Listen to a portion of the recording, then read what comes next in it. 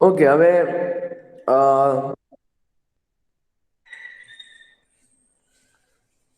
in 7.1 exercise, you know very well, we have to prove congruency of the triangle. And for this, we are using some criteria, and all the criteria we discussed in last lecture. Okay, please see here. For example, in the first question, in figure 7.16, one quadrilateral is given in which we have to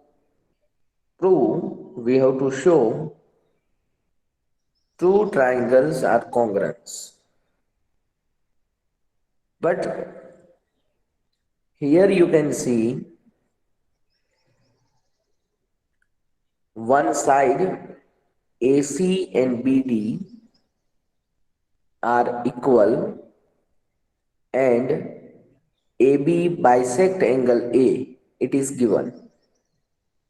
So it means for proving congruency of the triangle, we have to use any criteria regarding to sides and angles, and we are know that we have to prove minimum three criteria, any three criteria, sides and angles.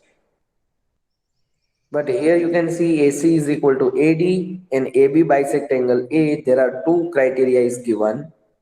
Third criteria we have to find out from the figure, and then we can say that these two triangles are congruent.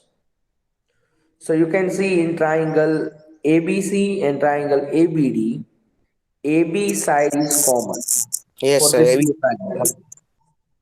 Okay, so we are finding AB as common. So it means here side angle side SAS criteria fulfilled, and from SAS criteria we can say that this triangle are congruent. Okay, now we can see in a question number 2, again same thing. One quadrilateral is given in which AD is equal to BC is given, angle DAB and angle CBA is given are equal. Only one criteria we have to find out, and then after we can say that from using this criteria, these two triangles are congruent. So please consider triangle ABD and triangle BAC. Please see in a figure triangle ABD.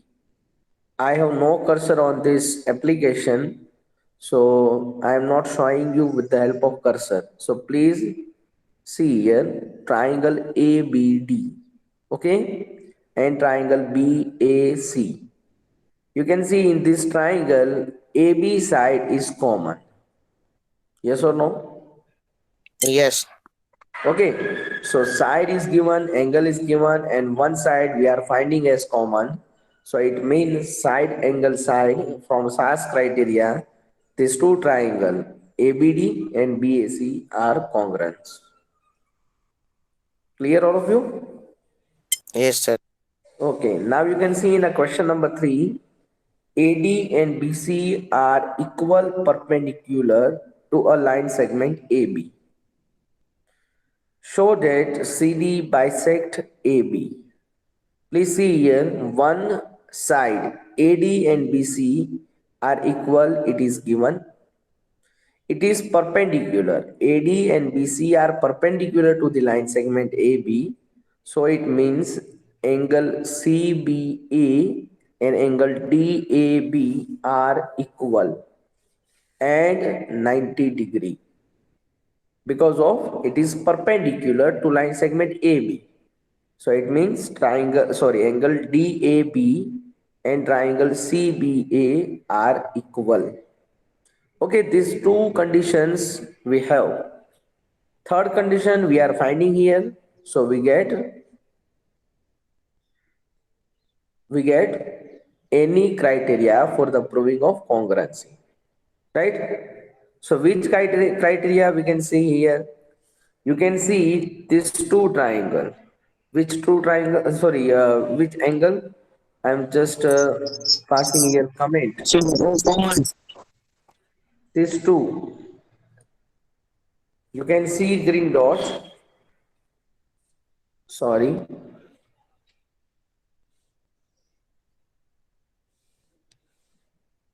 what happened here? 1 minute.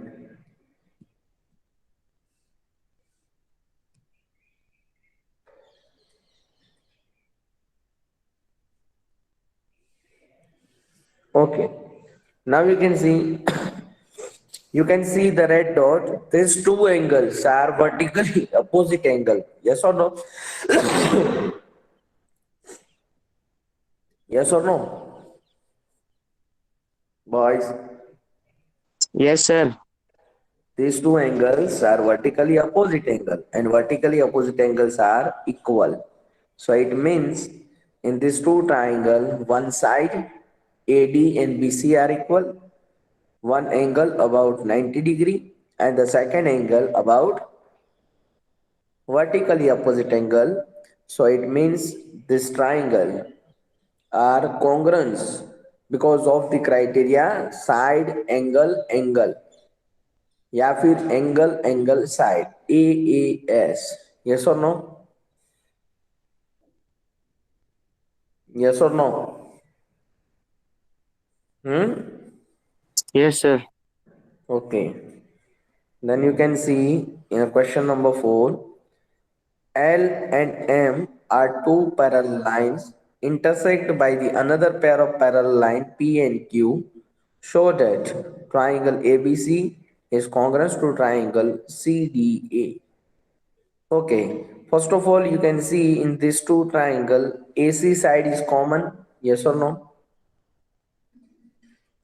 You Yes, can see sir. we are considering these two triangles. Please see here. We are considering these two triangle in which AC side is common. Okay, है ना? AC equal था ना? Yes, sir. Okay, chalo. Then you can see angle BAC and angle ACD. These two angles are equal because of alternative interior angle. Yes or no? જો તો alternative interior angle થાય angle BAC and angle ACD થાય કે ન થાય? હા, hello બેટા, આ બંને એંગલની Yes, હું sir. વાત કરું છું. ફરી એક વખત જો તમને બતાવું છું ડ્રો કરીને. એંગલ BAC and ACD આ બંને Z ના એંગલ થાય કે નહીં ઇન્ટિરિયર એંગલ? Ah, sir. કેમ બીજું કોઈ આન્સર નથી આપતું? બીજું કોઈ આન્સર કેમ નથી આપતું? હું આન્સર આપીએ સર બોલો. આ ઇન્ટિરિયર એંગલ થાય કે નો થાય? થાય જ ને. પાક્કું ને? હાલે. ઓકે, તો ઈ એક સેકન્ડ કન્ડિશન તમને મળી પ્રૂવ કરવા માટે, બરાબર? હજી એક થર્ડ કન્ડિશનની જરૂર છે. તો થર્ડ કન્ડિશન હું લઉં છું angle DAC and angle ACB આ બંને ઇન્ટિરિયર એંગલ થાય, યસ. બરાબર ને? Yes, sir. તો આપણે શું કહી શકીએ, બે એંગલ અલ્ટરનેટિવ ઇન્ટિરિયર એંગલ જે છે એમાં બે અલ્ટરનેટિવ ઇન્ટિરિયર એંગલ ઇક્વલ થયા અને એક સાઈડ AC કોમન થઈ. તો આપણે એંગલ સાઈડ એંગલ ASA કન્ડિશનને પ્રૂવ કરી જેથી બંને ટ્રાયંગલ કોંગ્રન્સ પ્રૂવ થઈ જાય, બરાબર કે? હા, Ah, sir. ઓકે. હવે અબ્દુલ કાદિર તારો ક્વેશ્ચન આવે છે. ગઈકાલે તે સોલ્વ કર્યો હતો ને ઈ જો. Ah, sir. Line L is the bisector of an angle A and B is any point on L. BP and BQ are perpendicular from B to the arms angle A. Show that. હવે જો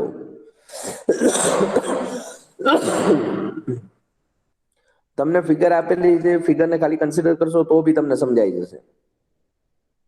બંને triangle consider કરો. કયા બંને ટ્રાયેંગલને હું just ખાલી mark કરી દઉં કે ભાઈ આ બધું શું આવ્યું.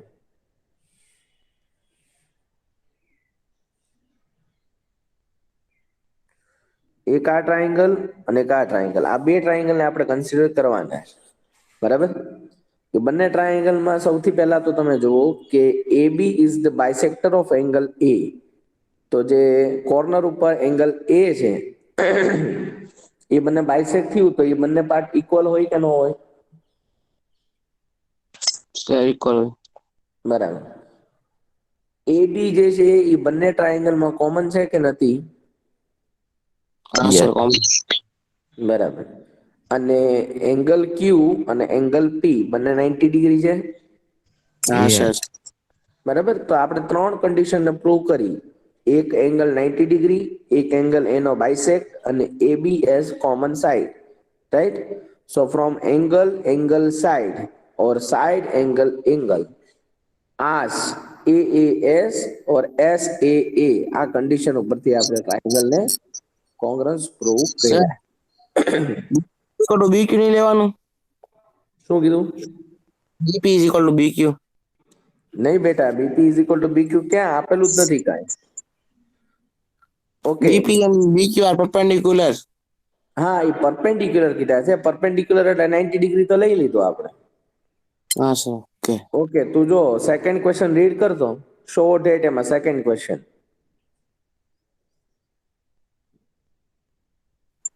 હા બરોબર. BP is equal to BQ.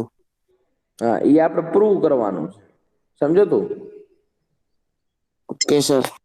Okay. Chalo, now you can see question number 7.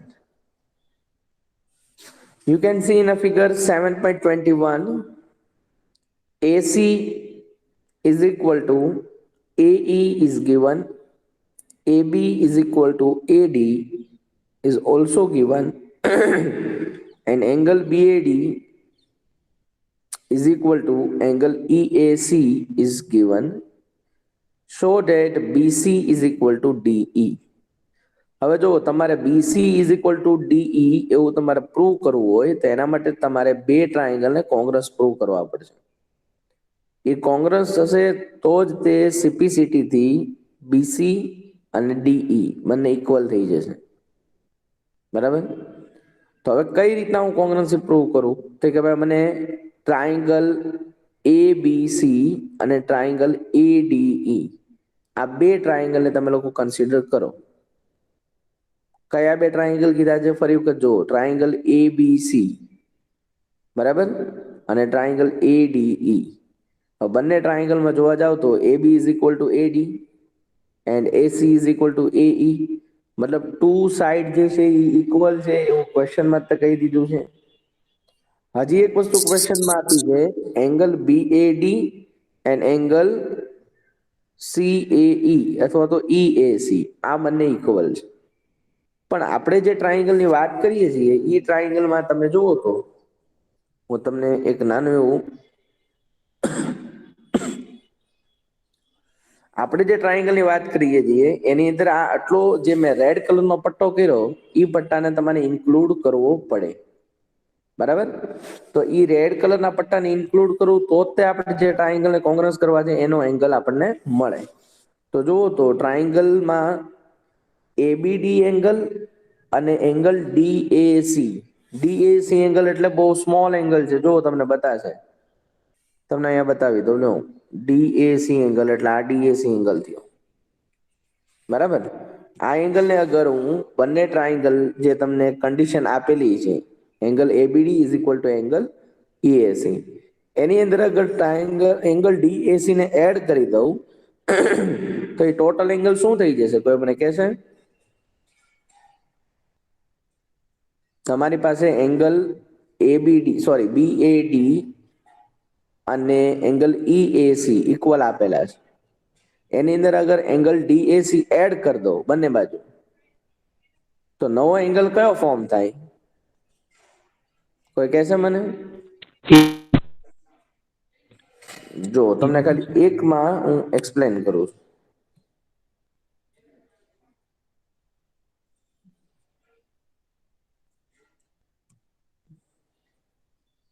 Okay, હવે જુઓ તો તમને આ એંગલ ગિવન છે, એંગલ BAD, બરાબર. BAD ગ્રીન કલરનો એંગલ છે, એની રીતે તમે એંગલ DAC ને એડ કરો તો હવે જે છે એ ટોટલ એંગલ કયો થઈ જાય? BAC થઈ જાય કે ન થઈ જાય? થાય કે ન થાય? હલો, ફરી વખત હા સર. સમજો. એંગલ BAD ગિવન છે, બરાબર. એમાં એંગલ DAC ને તમે એડ કરો તો તમને કયો એંગલ મળે? આપણે એને કંઈક અલગ BAC. કલરથી બતાવીએ એટલે તમને વધારે આઈડિયા આવે ને. BAC. એટલે આમ કેમ થયું? એક જ મિનિટ હો બેટા.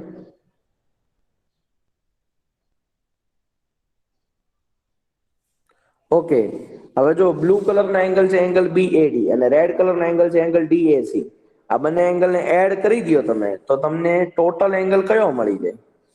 એંગલ BAC મળે કે ન મળે? હા સર. અને એની સામે EAD આપેલું હતું, સોરી EAC આપેલું હતું. EAC માં DAC તમે એડ કરી દો તો ઈ ટોટલ એંગલ થઈ જશે તમારી પાસે EAD. અને અગર EAD એંગલ અને BAC એંગલ એ બંને એંગલ ઇક્વલ છે તો એનો મતલબ એમ કે આ બંને ટ્રાયંગલ કઈ કન્ડિશનથી કોંગ્રસથી પ્રૂવ કરી આપણે? વિચારો તો, કોઈ કહેશે મને? જોવો તો બે સાઈડ ઇક્વલ, AB અને AC આ બંને સાઈડ કરસ્પોન્ડિંગ સાઈડ ઇક્વલ કરી દીધી અને વચ્ચે એક એંગલ ઇક્વલ કરી દીધો. It means side angle side આ કન્ડિશનથી આપણે બંને ટ્રાયંગલને કોંગ્રન્સ પ્રૂવ કરી દીધા. અને કોંગ્રસ પ્રૂવ થઈ ગયા એનો મતલબ શું થયો કે BC અને DE એ બંને સાઈડ કેવી હશે? ઇક્વલ હશે. બરાબર કે નહીં? હા સર. પાક્કું? તો આ રીતે જે છે એ બધા તમારે ક્વેશ્ચનને સોલ્વ કરવાના છે બેટા. એટલે એક એક ક્વેશ્ચનને ખાલી તમે આવી રીતના ઓરલી બી ચેક કરતા જશો ને, પણ હા પ્રેઝન્સ ઓફ માઇન્ડ લઈને બેઠજો. બરાબર, એક્ઝામની અંદર કોપી કરવા બેઠા હો ને તો એ તમારું પ્રેઝન્સ ઓફ માઇન્ડ નથી હોતું. માઇન્ડને એટલું એક્ટિવ રાખવાનું ને કે જ્યારે આપણે સ્ટડી કરવા માટે બેઠીએ ને ત્યારે એની સિવાય બીજો કોઈ વિચાર જ ન આવતો. એ એટલું તમે કરતા જશો તો તમને ગેરંટીથી હું કહું છું કે લગભગ તમને કોઈ બી ટોપિક, ખાલી મેથ્સની વાત નથી, science, social, English, Gujarati, Hindi, Sanskrit, કોઈ બી લેંગ્વેજ હોય, જ્યારે તમે એ સબ્જેક્ટ કરવા માટે બેઠા હો ત્યારે એમાં તે તમારે વિચાર કરવાનો, એની સિવાય કઈ નહીં જવાનું. આ અત્યારે ફોર એક્ઝામ્પલ માની લો કે હું એક્સપ્લેન કરું છું તમને એક વસ્તુ, તો તમે વિચારો કે મારું પ્રેઝન્સ ઓફ માઇન્ડ કેટલું સ્ટ્રોંગ હશે કે હું ખાલી ફિગરને જોઉં છું ને અને મને દેખાય છે કે ભાઈ આ વસ્તુ ઇક્વલ છે, હજી એકાદી કન્ડિશન પ્રૂવ અહીંયા કરવાની છે, એ પ્રૂવ કરી છે એટલે આ બંને ટ્રાયંગલ કોંગ્રસ થાય ને from CPCT BC is equal to D. આખો રોડ મેપ જે છે મારા માઇન્ડમાં કેમ આવી જાય? તમારા લોકોના માઇન્ડમાં તે આવે પણ તમે એટલા પ્રેઝન્સ ઓફ માઇન્ડથી કરતા હો તો. બરાબર, એટલે થોડુંક એ વસ્તુનું ધ્યાન રાખો બેટા. બધું મસ્તીમાં તોફાનમાં નો કઢાય. સ્ટડીની વસ્તુ એવી છે કે સ્ટડી જ્યારે કરવા માટે બેઠો ત્યારે તમારે પ્લીઝ બધા બી સિરિયસ થઈ અને સ્ટડી કરો કે જેથી શું થાય કે અમુક સમયે તમારે કોઈ પણ પ્રકારની કોઈની હેલ્પ ન લેવી પડે. તમે સમજજો, સ્ટડી વસ્તુ બહુ સારી છે, તમને ક્યારેય કોઈની હેલ્પ નહીં લેવા દે. ઘણા લોકોને તમે જોયા હશે કે એ લોકો ખબર છે કે ઘરે બેઠા બેઠા આપણે એક્ઝામ આપીએ છીએ ઓનલાઈન, બુકમાંથી કોપી કરીએ તો બી ક્યાં કોઈ વાંધો છે. આ લોકો કરે જ છે બુકમાંથી કોપી, પણ અમુક અમુક સ્ટુડન્ટ એની કરતા વધારે કેટલા લેઝી છે કે રાતના 11 વાગે છે એ 8 થી 10 સ્ટુડન્ટને ફોન કરશે કે તારે થઈ ગયું સબમિટ પેપર? થી કે હા, તો મોકલને આન્સર, હું બધા લખી નાખું. ડાયરેક્ટ કોપી જ કરવી છે. ટેક્સ્ટ બુકમાંથી કંઈક ફાઇન્ડ આઉટ કરો તોય તો આપણને એમ થાય કે હાલો ભાઈ થોડુંક પેજમાં આગળ પાછળ કંઈક જોયું છે તો થોડો ઘણો કન્સેપ્ટ તો માઇન્ડમાં હશે ને. પણ નહીં, એમાંય કોપી કરવું છે. કોન્ફરન્સમાં બેઠીને પેપર આપે, 7-8 સ્ટુડન્ટ જે છે કોન્ફરન્સમાં આવી જાય, એક આન્સર બોલે બાકી બધા ટીક કરી દે, એક આન્સર બોલે બાકી બધા ટીક કરે. બરાબર, એટલે થોડુંક આ વસ્તુનું બેટા તમે ધ્યાન રાખો. આની પહેલા મેં તમને કીધું હતું કે આ ચેપ્ટર આખું થિયરી બેઝ છે, અને ઓનલાઈન એક્ઝામમાં થિયરી બેઝ કરવું થોડું એવું હાર્ડ છે. બરાબર, કારણ કે લખવાની કોઈ પણ પ્રકારની પ્રોસેસ અત્યારે તમે એમ માનીને ચાલો કે તમને એમ થશે કે ભાઈ સર અમે ક્વેશ્ચન લખીને મોકલી દઈએ તો, પણ એવો ક્વેશ્ચન અમને લખીને મોકલવા વાળા 150 સ્ટુડન્ટ હોય. ફોર એક્ઝામ્પલ હું મારી વાત કરું તો 3 ક્લાસ થઈ, તો એ 150 સ્ટુડન્ટને મોબાઈલની અંદર મારે એક વર્ડ ચેક કરવો કે આ કોની શું મિસ્ટેક છે એ જોવું, ઇટ ઇઝ ટુ ડિફિકલ્ટ.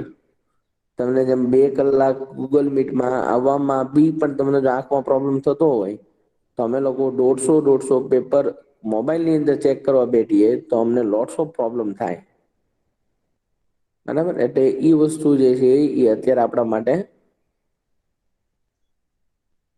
યોગ્ય નથી કે અમે તમને ઓફલાઈન એક્ઝામની જેમ જ તે ક્વેશ્ચન પેપર આપીએ અને એ ક્વેશ્ચન પેપર તમે ફર્સ્ટ ક્લાસ રીતના તમારી બુકમાં લખી અને અમને પીડીએફ બનાવીને મોકલો.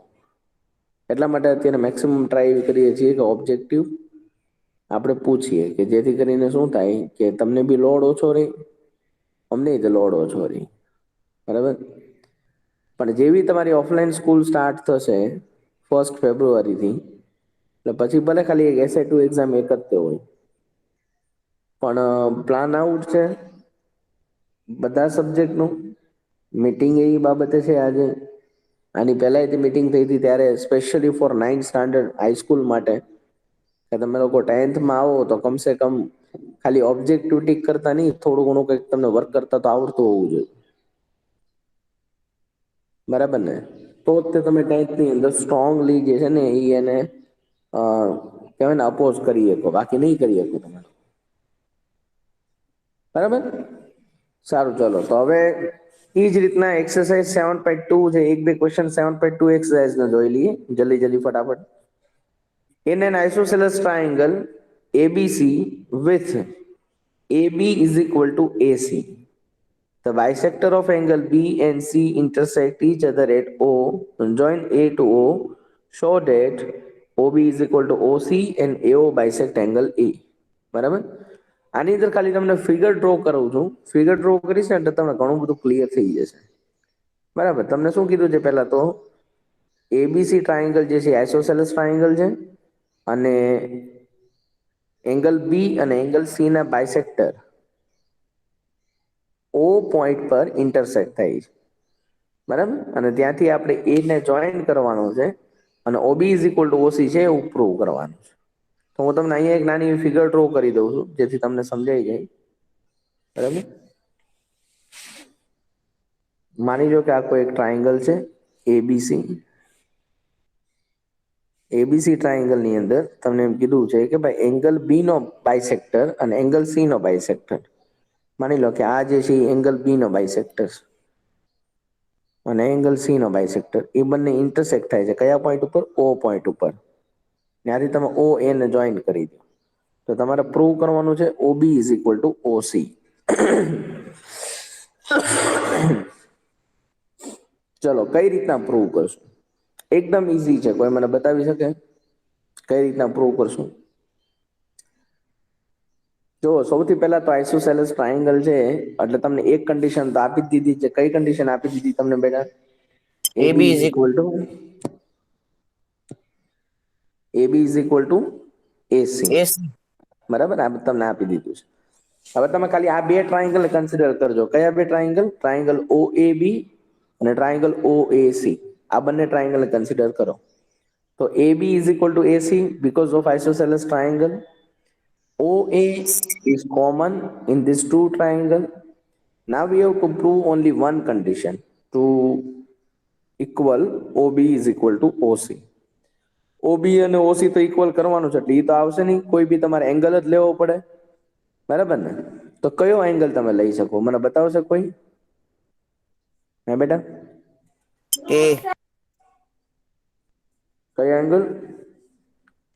એંગલ એ નહીં, એંગલ એ જે છે એ બી આપણે ક્વેશ્ચનની અંદર પ્રૂવ કરવાનું છે કે O A is the bisector of angle A, તો એ કન્ડિશન બી ન લઈ શકીએ. એની સિવાય હજી કોઈ કન્ડિશન વિચારો. एंगल AOC का okay, angle AOB. Angle opposite to equal sides are also equal, આવી કોઈ એક સ્ટેટમેન્ટ હતું? हाँ. હતું ને? હા તો અગર હા સર. એ બી અને એસી એ બંને ઇક્વલ છે તો એના અપોઝિટ એંગલ કયા થાય? એંગલ એઓબી અને એંગલ એઓસી. થાય કે ન થાય? હા સર. એઓબી અને એઓસી એ બંને એંગલ ઇક્વલ થાય because of it is the opposite angles of equal sides. તો અગર ઈ અપોઝિટ એંગલ છે તો ઈ બંને બી કેવા હોય? ઇક્વલ હોય. So it means side side angle અથવા તો ASS. બરાબર, એ કન્ડિશનથી તમે બંને ટ્રાયેંગલને કોંગ્રસ પ્રૂવ કર્યા. અને બંને ટ્રાયેંગલને કોંગ્રસ પ્રૂવ કર્યા એનો મતલબ શું થાય? કે એના કરસ્પોન્ડિંગ પાર્ટ્સ જે બી હશે CPCT થી એ બી ઇક્વલ થાય. તો કરસ્પોન્ડિંગ પાર્ટ્સમાં તો ઓબી અને ઓસી એક સાઈડ બાકી રહી છે તો ઈ તો ઇક્વલ થશે જ તે. એટલે પહેલો ક્વેશ્ચનનું સોલ્યુશન મળી ગયું. સેકન્ડ ક્વેશ્ચન તમને એમ આપ્યો છે કે AO is the bisector of angle A. તો yes, because of angle BAO and angle CAO are equal from CPCT. ફરી વખત જો એંગલ BAO અને એંગલ CAO આ બંને એંગલ ઇક્વલ થશે CPCT થી. અને ઇક્વલ એંગલનો મતલબ શું થયો? AO જે છે એ બાયસેક્ટર છે, બે પાર્ટમાં ડિવાઈડ કરે છે ઇક્વલ પાર્ટમાં. શું કે નો થયું ક્લિયર?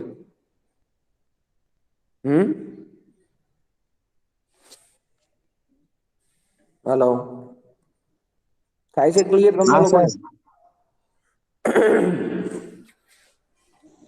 પછી જો સર સેકન્ડ ક્વેશ્ચન. પ્રૂવ હા બેટા. ધેટ સર પ્રૂવ ધેટ કેવી રીતના તમે મતલબ કેવી રીતના અમે પેલું શું કહેવાય ડિસ્ક્રાઇબ કેમ કરશું? ડિસ્ક્રાઇબ કરવામાં બેટા તમારે ખાલી એટલું લખવાનું છે. ફોર એક્ઝામ્પલ, તમે જે પેલા બે ટ્રાયેંગલની કમ્પેરિઝન કરતા હો એ બે ટ્રાયેંગલના નામ લખશો કે ભાઈ ટ્રાયેંગલ OAB અને ટ્રાયેંગલ OAC. બરાબર, પછી શું તમે લખશો કે AB is equal two AC. બ્રેકેટમાં શું લખશો કે ગિવન છે અને સાથે લખી નાખશો triangle ABC is isosceles triangle. Second thing તમે શું લખશો કે OA is equal two OA in bracket common, A common છે. અને પછી શું લખશો તમે? Angle AOB is equal two angle AOC. એના બ્રેકેટમાં તમે શું ડિસ્ક્રાઇબ કરશો કે opposite angles sorry angles opposite to equal sides are also equal. અગર સાઈડ ઇક્વલ છે તો એના અપોઝિટ એંગલ બી કેવા થાય? ઇક્વલ થાય.